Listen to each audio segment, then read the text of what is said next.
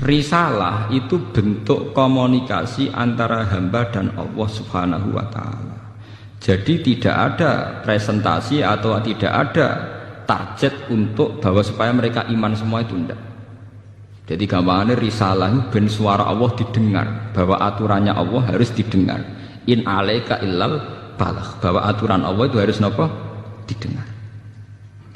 Mulane kesunatane para ulama, para pakar, para intelektual harus ngomong terus. Kebenaran meskipun nggak dilakukan itu harus diomongkan terus. Sekali kebenaran didiamkan, entah itu atas nama liberalisasi atau demokrasi, maka Allah akan mencabut barokatul ardi dan pasti akan terjadi prahara besar, pasti terjadi kiamat. Dan itu naudzubillah min syarri apa? Kebenaran itu harus diomongkan terus. Kita harus ngomong terus. Saya itu pernah debat kusir sama seorang profesor, pernah debat kusir sama seorang kiai yang tawadhu. Saya bilang gini, seorang ulama itu dono unsur premane, kudu ngomong terus kebenaran. Wes ora ono wong ngandel lah, pokoke ngomong terus. Ora perlu ono wong ngandel, wes keliru lah pokoke ngomong. Begini, saya punya hadis sahih dari riwayatnya Imam Ahmad. Inna Allaha ta'ala la yanzi'a barakatal ardi hatta la yuqala fil ardi lizalim antaz zalim. Allah tidak akan mencabut barokatul ardi sampai di bumi tidak dikatakan pada orang zalim antaz zalim. Sekarang begini misalnya, contoh paling mudah yang kita mendapat berkah. Contoh paling mudah kita mendapat berkah dari contoh ini. Sebetulnya atas nama etika Jawa, etika Jawa.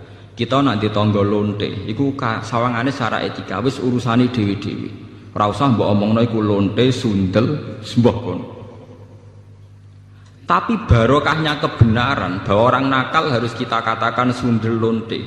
Itu kelontean dan kesundelan akan tabu terus selama orang masih ngomong untuk lonte itu sundel, untuk orang BTS itu lonte atau sundel. Artinya apa?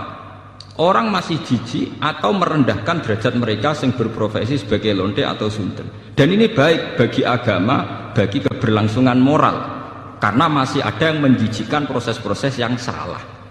Meskipun kita sebagai ulama, sebagai tokoh masyarakat, tentu mereka kita kasih ruang taubat, juga kita kasih hak-hak sebagai martabat, sebagai manusia. Tapi kita tetap akan bilang bahwa itu namanya lonte, sundel atau apa. Ini rumah tenan. Sehingga apa? Dengan posisi masyarakat yang merendahkan derajat atau yang berprofesi lonte, orang inginnya itu dagang secara baik-baik, orang inginnya jadi PNS secara baik-baik, orang inginnya dapat uang lewat ternak secara baik-baik, karena mereka tidak mau resiko ngambil profesi cari uang yang resiko dihujat masyarakat. Baik. Bayangkan nanti mungkin di era anak cucu kita, orang yang lonte, yang sundel dibahasakan itu hak asasi. Sehingga orang mungkin generasi anak cucu kita sudah tidak ada istilah lonte sundel. Setiap perilaku sosial dianggap hak asasi. Dan itu awal dari tidak ada agama. Awal dari tidak ada agama.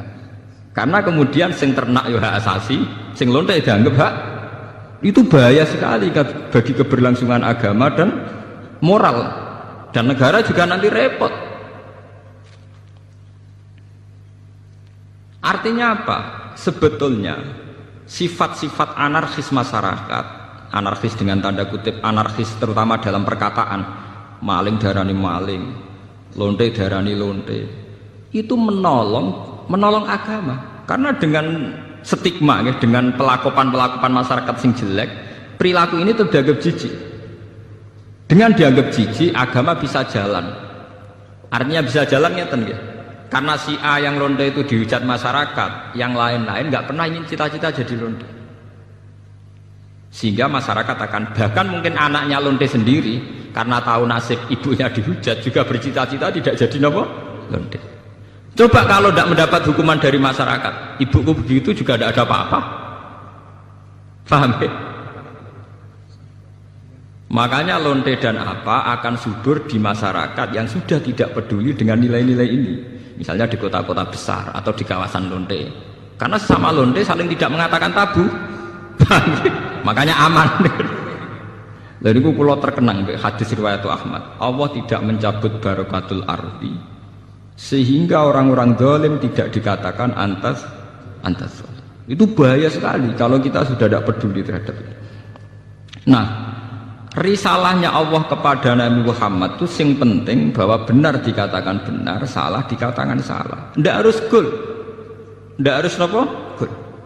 Misalnya begini, saya sebagai ulama akan ngomong terus kalau riba itu haram, bunga bank itu haram. Meskipun pakar-pakar ekonomi, pakar perbankan akan mengatakan hil sing mustahil, sebuah sistem keuangan tanpa nopo, bunga, tanpa bank, itu muhal. Tapi kita sebagai ulama harus ngomong terus, riba itu haram. Saya tuh pernah ketemu sama orang yang membidangi perbankan. Pak Bahak, saya akan ngomong terus kalau bunga itu penting, karena itu harga mati dalam sistem perbankan. Ya saya bilang, saya akan ngomong terus kalau riba itu haram sebagai konsekuensi bahwa ulama harus mengatakan kalau riba itu haram. Tapi kan gak realistis, ekonomi itu tidak jalan kalau tidak ada riba. Ya saya bilang kemelaratan itu akan jalan terus selagi yang kaya masih menghisap yang miskin. Ya itu memang saya akui akibatnya ya begitu ya sama. Artinya ya. Tapi kita akan menjadi bodoh ketika pakar-pakar ekonomi mengatakan tidak ada bunga maka tidak ada perbankan, ekonomi macet. Kita seakan-akan bodoh dan kalah. Sebetulnya mereka yang ngerti kok dengan sistem bunga maka akan terus terjadi penghisapan yang kuat sama yang miskin.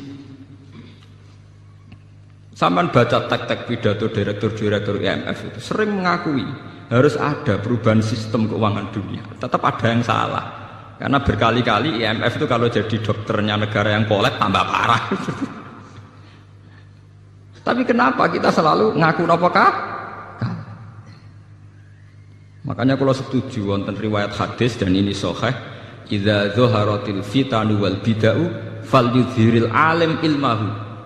Ketika ada fitnah, ada bid'ah, orang alim sementing ngetokno ngalime, ora malah tawaduk muni kula mboten derek-derek mboten. Falyudhiril alim ilmahu. Orang alim harus menunjukkan kealimannya. Sing alim kudu ngaku ngalim. Paham? Aja sing alim ngaku bodoh. Bahaya. Tawaduk sing bahaya nggih. Falyudhiril alim ilmu, sing alim kudu ngaku ngalim. Kalau tidak, wa illa fa'alaihi la'natullahi wal malaikati wan nasi asma. Itu akan dekat laknat. Karena kalau kebenaran tidak diomongkan, maka nilai masyarakat pasti kacau. Pasti napa? Kacau. Misalnya begini ya, niki contoh dan peringatan sekaligus. Contoh dan peringatan. Wong-wong sing derek toreko, sing derek ngaji kula teng mriki, kudu tunjukno bahwa kita lebih bahagia. Haram ke melok toreko nek ijek kesak-kesik, ijek mesombat-sambat ra di dhuwit. Dosa gedhe. Elek-eleki toreko. Kowe sing ngaji ning kene kok ora iso seneng yo haram. Elek-eleki wong ngaji. Kula dadi kiai mergo ora entuk gaji tetap kok susah, iku haram. Elek-eleki kiai. Kenapa saya mengatakan demikian? Begini masalahnya, seperti tadi yang dikatakan MC Sa berkali-kali ngomong. Orang di kafe cari hiburan itu biar seneng. Orang main gitar di jalan-jalan biar asik. Kebenaran akan kalah saat pelaku kebenaran tidak pernah asik. Sementara pelaku kebatilan enjoy-enjoy saja. Akan menjadi trauma sosial ini. Nanti orang-orang seneng kebatilan, loh aku ning kafe enjoy, kowe melok toreko untuk apa? Harusnya kamu bisa jawab, aku yang tok asik. Basiku mbek kowe basik kendi. Sebab itu orang-orang toreko, orang-orang soleh itu dididik ala bi dzikrillah tatmainnul qulub. Kalau hati mereka bisa tenang pakai gitar, pakai hiburan, kenapa hati kita tidak tenang saat ingat Allah Subhanahu wa taala? Maka susah itu bagian dari keharaman. Termasuk sesuatu sing dinauzubillahi Kanjeng Nabi. Setingkat kekafiran, kemusyrikan dan kemaksiatan. Termasuk susah juga haram. Haram.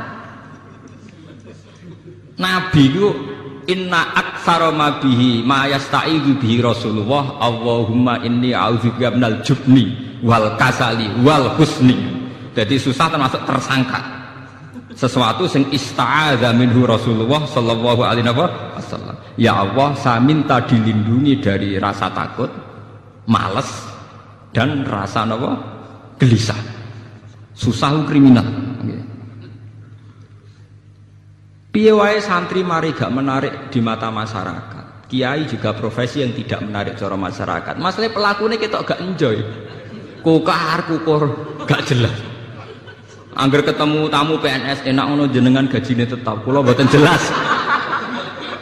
Kula mangani wak pitik beda ana manakipan kan siapa yang ingin berprofesi yang nasib percontohannya kayak itu kan. Lho kula nu termasuk kiai sing ora tau susah niku akeh sing gawok. Gus jenengan dadi kiai pewe detong penang. Kula nu malah walian banyak guru-guru yang sowan saya padahal PNS. Gus kula penayem kok jenengan padahal mereka digaji tetap lho PNS. Niku sowan kula kepen ayem kaya kula. Saiki walian kiai penayem kaya napa? PNS. Enak jenengan Pak PNS gaji tetap. Nah kula nu mboten tetap ngenteni wong mati. Kalau kula udah cerita, bapak ini ku mudin itu tukang rumah wong mati. Anake mondok teko. Angger teko tak mondok agak di duit. Itu nggak menjaluk duit, ora ono wong mati.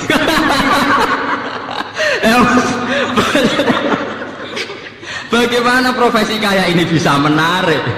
Wong di rezeki ngenteni wong mati. Mangani wak pitik ngenteni wong manaki. Bagaimana profesi kayak ini bisa menarik? Wis ngono secara fisik ya klunak-klunuk, kukar-kukur. Nah ana pegawai negeri jenengan ngoten enak Pak untuk gaji tetap. Kula dadi kiai gajine gak tetap. Saya itu tidak pernah. Itu menurut saya itu haram besar, dosa.